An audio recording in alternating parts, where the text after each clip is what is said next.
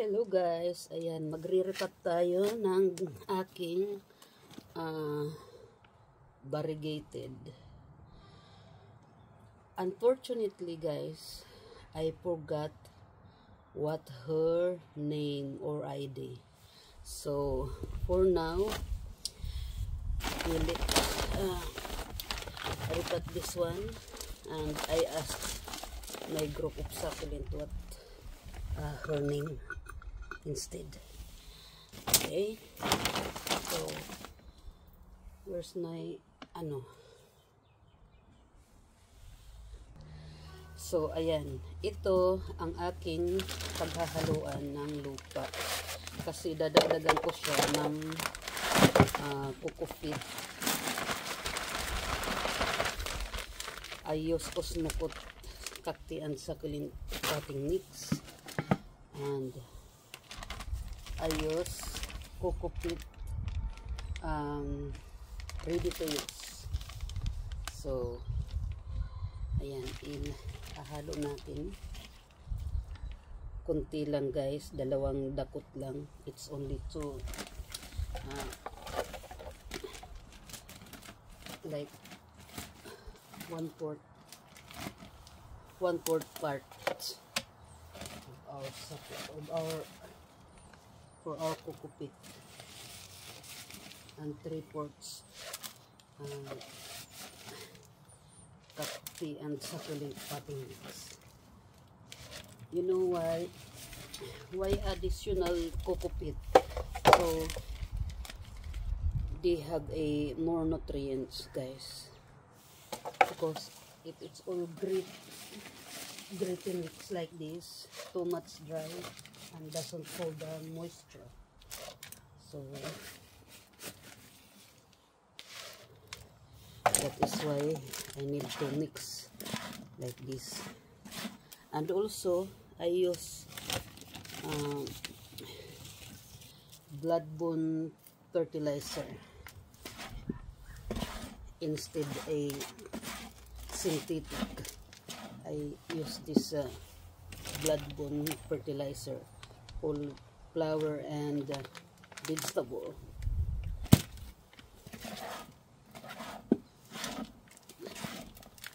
So, ayan. Kita nyo guys. So, ating isasalin na.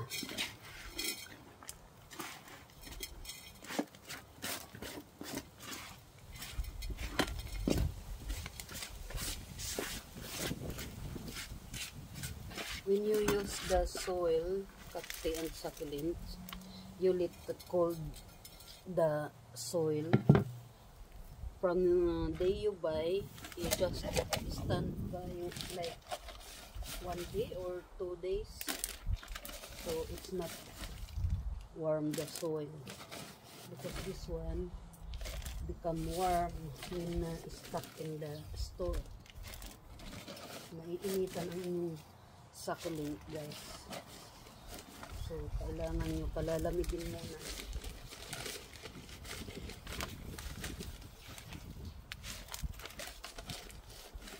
Palalamigin nyo muna ang inyong potting mix. So kuha na naman tayo ng kukupit.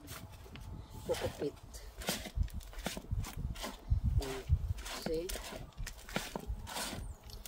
And blood bones.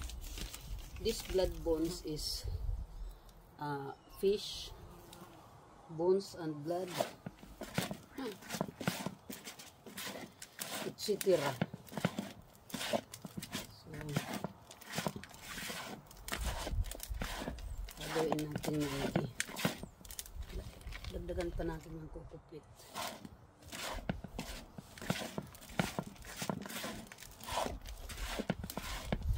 para mag-hold ng moisture. When you repat this with kukupit, don't put straight away water, because as you can see, the soil is moist, wet, so you don't need to put straight away water. Maybe you ask, what if the rain come? Don't you worry about the rain. They are not straight away. Wait. So as you can see, the soil is very, what we call this? Buhaghag siya. Anong gang English ng buhaghag? Yeah, buhaghag ba? So, because of coco peat. Now, we do repat. When you repat this one, guys, you slowly check under, because sometimes you put everything there like this. I put everything leaves. This one is babies of rococo. Yeah, see. And they have also here, they have babies. I don't know what the baby is, so you need to be careful, otherwise you lost your plants. They have also here,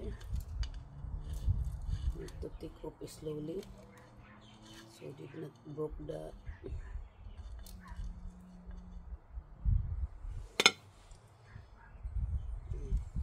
this one is lavender pebble baby. So you need to they have also here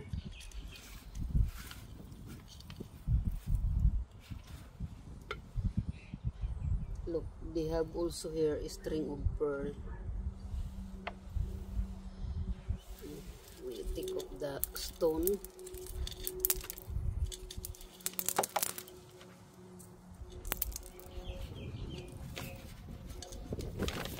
Hey! What happened? Sorry guys. The wind kiss me. The wind kiss me. The camera kiss me. So we do this way. Slowly.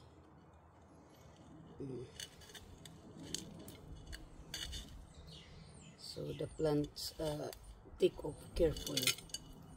Wow, look at that, the soil very healthy, the roots very healthy. So we put here.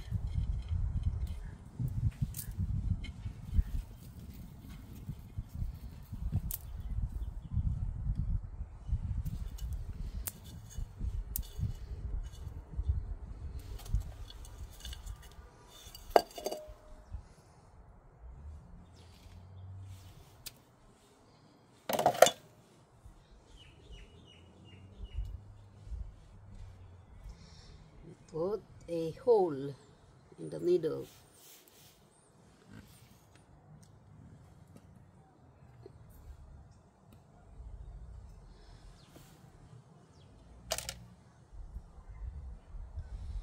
Put a hole accordingly on the middle, and here we go. See, and then you put slowly there the soil to hold her, protect her roots.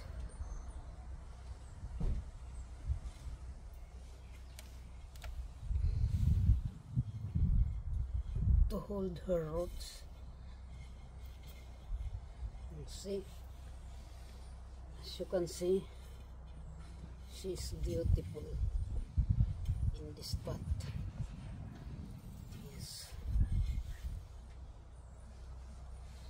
Can see. Of course we need to additional soil.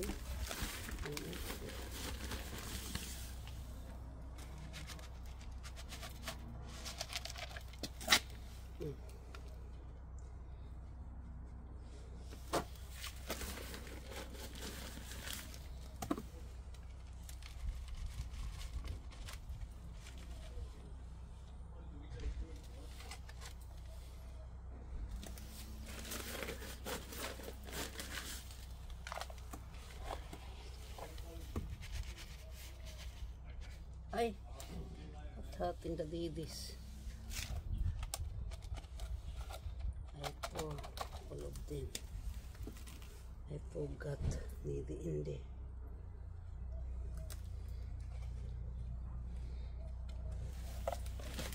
Here, lucky.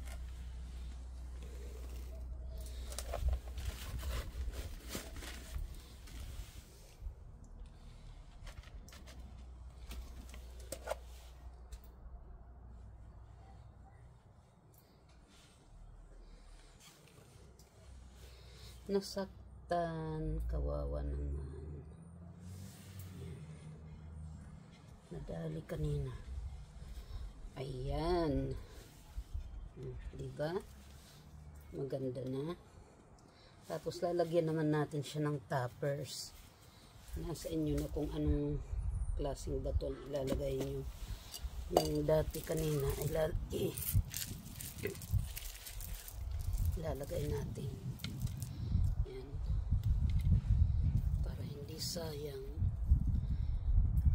yung mga lupa, yung mga pinaggamitan, yung mga bato-bato. Ayan. Ibabalik nyo lang yan.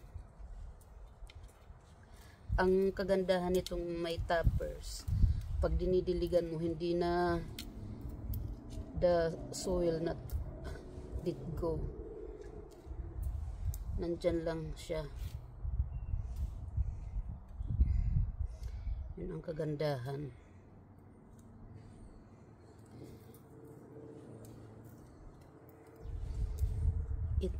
Iniritat ko siya ng malaking pots kasi malaki siya para siya grow properly. Okay, ayun, lalagyan natin ng toppers. Maganda siya pag nilalagyan ng toppers. Ayan, kaibang size ito.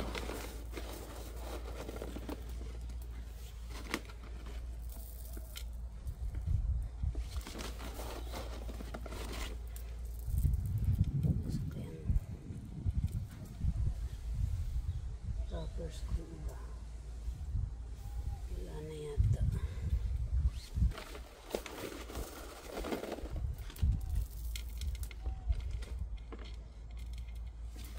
Ibang size.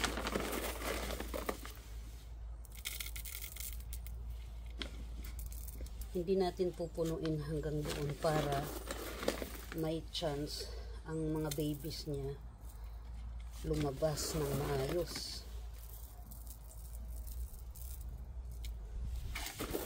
The babies have space.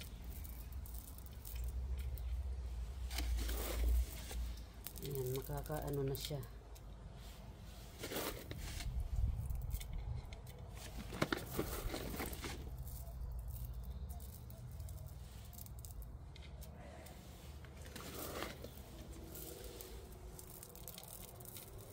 Ito ay gagawin kong mother plant, kaya itinanim ko siya like this. I make it mother plant. Okay guys, so this one, what I do is I put coco peat coir ready to use like this. Yes, Pine Grove coco peat coir, coco peat ready to use.